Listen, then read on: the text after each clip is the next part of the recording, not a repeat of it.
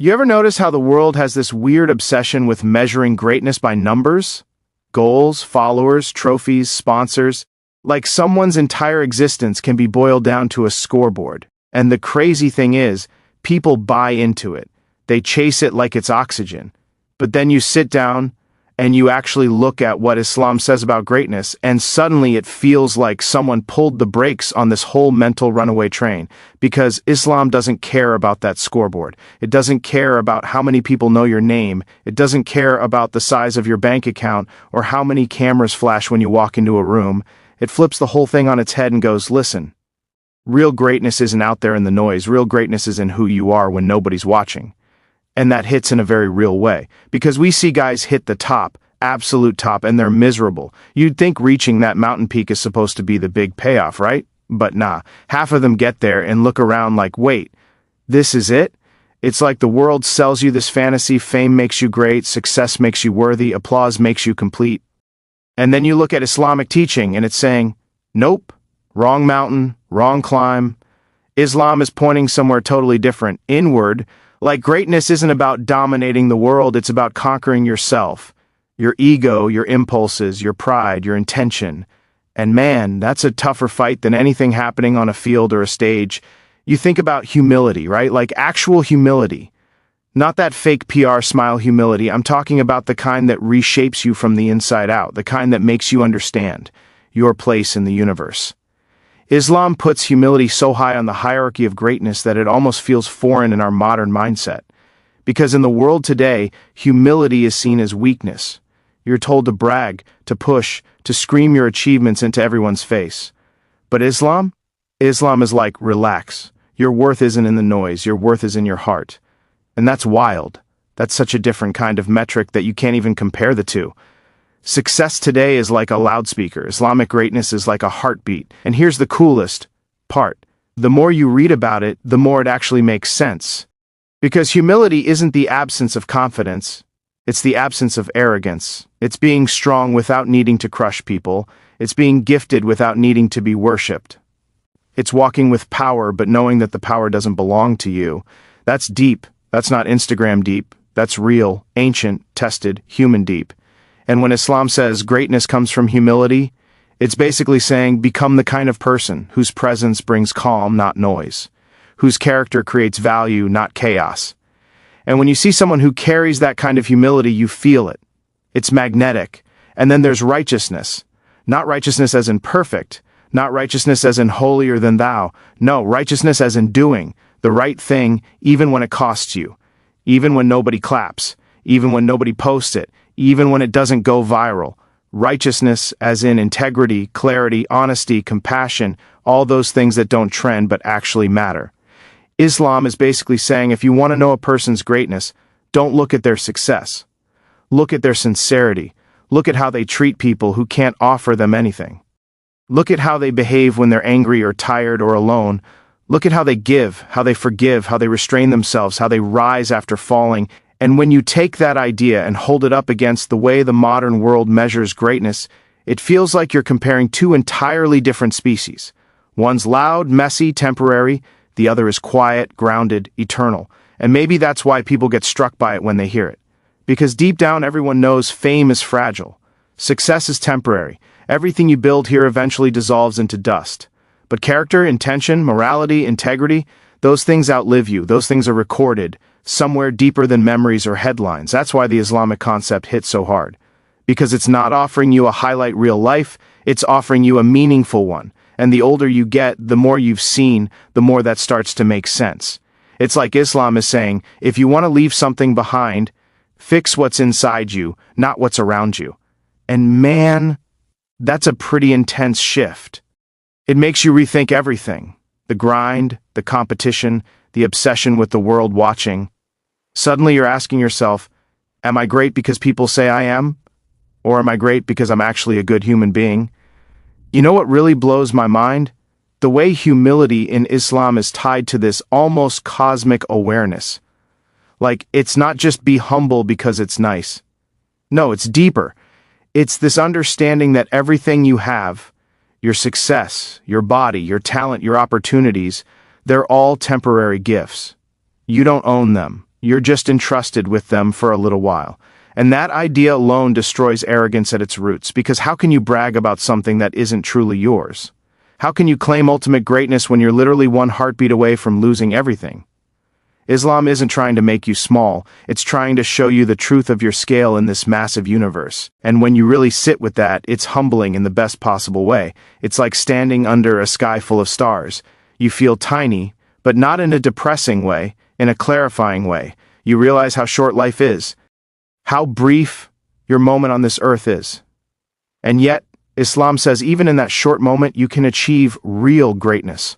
Not through noise, not through fame, but through righteousness. Through being someone whose existence makes the world a little less cruel, a little more honest, a little more compassionate. That's the part people don't get. They think righteousness is rigid. They think it means being perfect all the time. But righteousness in Islam isn't perfection. It's effort. It's consistency. It's choosing good even when you're tired. It's stopping yourself from snapping back when you could easily destroy someone with your words. It's giving in secret. It's helping when nobody's watching. It's fighting your ego at 3 a.m. in the darkness when the only audience is you and God. And those quiet battles, those are the ones that define real greatness. It reminds me of something we see all the time. These athletes or celebrities who have everything: money, success, admiration, but then they talk about feeling empty. They hit the highest peak this world offers, and they're like, wait, where's the fulfillment? Why doesn't this feel like victory? And that's where you realize the power of what Islam is saying. Because Islam isn't promising happiness through external greatness. It's promising fulfillment through internal transformation. It's telling you greatness isn't what you achieve, it's what you become. And man, that hits different. Because when life gets real, when you suffer, when you lose someone, when your success fades, when the applause dies, that's when you start looking for something deeper, something that doesn't collapse when your circumstances change. And that's what humility and righteousness do. They anchor you, they stabilize you, they teach you to stand firm even when everything around you is shaking. There's also this fascinating thing in Islam where humility isn't just a personal trait, it's a spiritual strategy. It's a way of breaking the ego so you can actually grow. Like, you want strength? Start by admitting your weaknesses. You want wisdom? Start by acknowledging your ignorance. You want freedom? Start by surrendering your ego. It sounds counterintuitive, but it's the most liberating thing ever. Because the ego is heavy. It keeps you chained to people's opinions, people's validation, people's praise. Humility sets you free from all that, and righteousness works the same way. It's not a performance, it's not about looking good. It's about being good, even when being good costs you, even when being good means you get misunderstood, even when being good means you don't get the credit. Islam says your worth isn't determined by people's applause, it's determined by your intention, and intention is something nobody can see but God. That means your greatness is invisible to the world but fully visible where it matters, and that's why, when someone really absorbs this idea, their whole energy changes. They're calmer, they're softer in the right places, stronger in the right ways. They stop chasing the world, they stop needing validation, they stop begging for worth, they stop trying to prove anything. Because when you understand that greatness is humility and righteousness, you realize you already have the tools. You don't need fame, you don't need billions, you don't need to be known, you just need to cultivate your character. That's it. It's such a powerful reversal of the modern mindset. And honestly, it's refreshing. It's like taking a deep breath after being underwater too long. You start to think, wow, maybe greatness isn't about being impressive. Maybe it's about being moral. Maybe it's about being the kind of person who would still be good even if the world turned its back. And here's where it gets even more interesting. When you step back and see how Islam connects humility and righteousness to accountability, not in a scary way but in a grounding way. Like, imagine being told that nothing you do is wasted. Not a gesture, not a thought, not a moment of self-control, not a silent act of kindness. All of it counts. All of it is seen. All of it is recorded. And suddenly, greatness becomes something achievable for anyone, not just the gifted or the famous. Because it's not about what you have, it's about what you choose. And that flips everything. Because the world says greatness comes from what separates you from others. Your skill, your talent, your achievements. But Islam says greatness comes from what connects you to God. It's almost like the world pushes you upward into ego, while Islam roots you downward into sincerity. One makes you louder, the other makes you deeper. One makes you focus on how big you look, the other makes you focus on how true you are. And the thing is, when you actually look at people who reached insane levels of worldly success, you start seeing cracks. You see anxiety, burnout, loneliness, pressure, fear of losing it all. It's like they climbed a mountain only to realize the air up there is thin and cold. That's why humility is so powerful in Islamic teaching. It brings you back down to ground level, where your soul can breathe again, where life feels real again, where you're not performing anymore. You're just human. And I think that's what resonates with people, especially those who've tasted success, this idea that humility isn't about lowering yourself. It's about returning to yourself. Because when you strip away fame, wealth, status, titles, you're left with your character. That's it. That's you. And Islam is laser focused on that core version, the raw version, the honest version, the version that doesn't hide behind achievements. Righteousness is the same way. You realize righteousness isn't a costume. You can't fake it. You can fake personality, you can fake charisma, you can fake confidence, but you can't fake integrity. You can't fake kindness. You can't fake purity of intention. Those are things that show up when life squeezes you, when you're tested, when you're under pressure.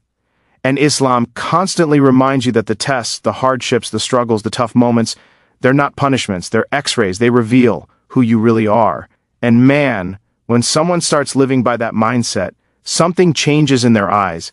There's a calmness, a clarity, a steadiness. It's like they're no longer chasing the world. They're understanding it. They're not trying to dominate people. They're trying to elevate themselves spiritually. They're not obsessed with being remembered. They're obsessed with being accountable. And that shift makes them powerful in a completely different dimension.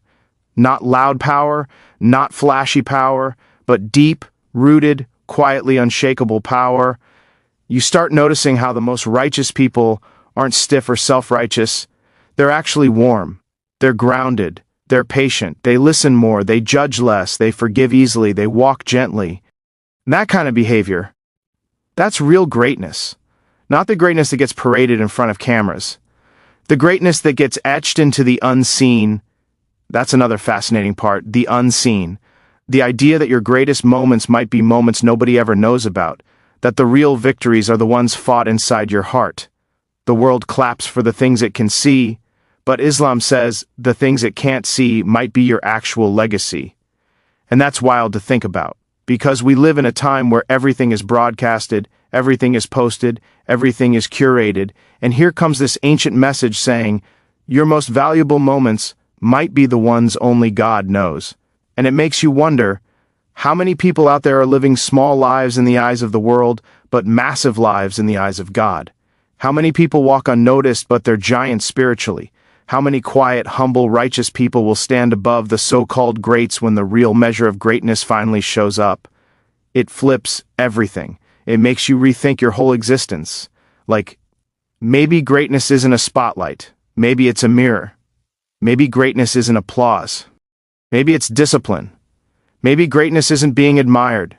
Maybe it's being accepted by the one who created you. When you let that sink in, it changes the whole game. And the more you sit with this idea, the more you realize how backwards the world has become. We're living in a time where people chase fame like it's salvation. Like being known is the same thing as being valuable. But Islam comes in and just slices right through that illusion. It keeps reminding you that the world spotlight is cheap, temporary, unreliable. One day you're trending, the next day you're forgotten. One mistake and the world drops you. One scandal and they rewrite your whole history. That's the danger of building your worth on something that fragile. But humility, righteousness, those are things nobody can take away from you. They're not dependent on public opinion. They don't fluctuate with popularity. They don't dissolve when you walk away from the field, the stage, the mic, the fame. They're yours. They grow with you. They protect you. They follow you into the grave. And that's why Islam says that's where real greatness is. Not in the echo of applause, but in the weight of your character. And the wild part is, when someone actually lives that way, their life becomes more peaceful.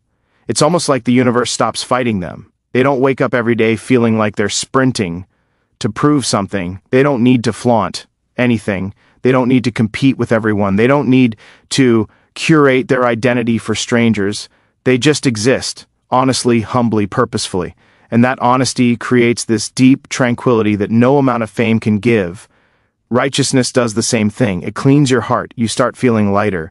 You don't carry guilt, ego, resentment, envy. Those things poison you slowly. But righteousness empties your chest of all that static, all that noise. You treat people better, you speak with more care, you think twice before hurting someone, you give more than you take, and suddenly your presence becomes healing instead of harmful. You become someone who makes spaces calmer just by entering them. And that's the kind of greatness Islam is talking about. The greatness that isn't loud, but undeniable. The greatness that doesn't need a stage because it's written into your actions. The greatness that doesn't need a crowd because it's witnessed by God. It's the greatness that makes you feel small in the best possible way, small enough to let go of arrogance, but strong enough to rise in integrity. It makes you look at life differently. You start measuring your days not by what you achieved, but by who you became. You start caring more about how you treated people than how many people recognized you. You start thinking more about what you're taking with you after death than what you're accumulating before it. And when that mindset settles in you, everything shifts. You stop chasing illusions. You stop running after shadows. You start becoming someone whose greatness is real, not rented. And honestly, that's the kind of greatness everyone is searching for, whether they admit it or not. People want to feel complete. They want to feel grounded. They want to feel purposeful. Fame doesn't give them that. Success doesn't give them that. But humility and righteousness, those reshape your entire soul. They give you a sense of direction that the world can't imitate. They give you an identity that hardship can't break. They give you dignity that no one can strip away. That's why when Islam says real greatness isn't fame or success, it hits so hard. Because deep down, every human knows it's true. You can pretend it's about wealth or followers or achievements, but at the end of the day, when you're alone with yourself, you know the truth. You know greatness is moral. You know greatness is spiritual. You know greatness is character. And Islam doesn't just teach that. It demands it. It trains you in it. It molds you into it. And maybe that's the whole point. Maybe the world measures greatness by how high you rise, but Islam measures it by how deeply you stand, how honestly you live, how humbly you walk, how righteously you act. Maybe greatness wasn't supposed to be loud at all. Maybe it was supposed to be pure. That's the kind of greatness that doesn't die when you do. That's the kind of greatness that actually matters.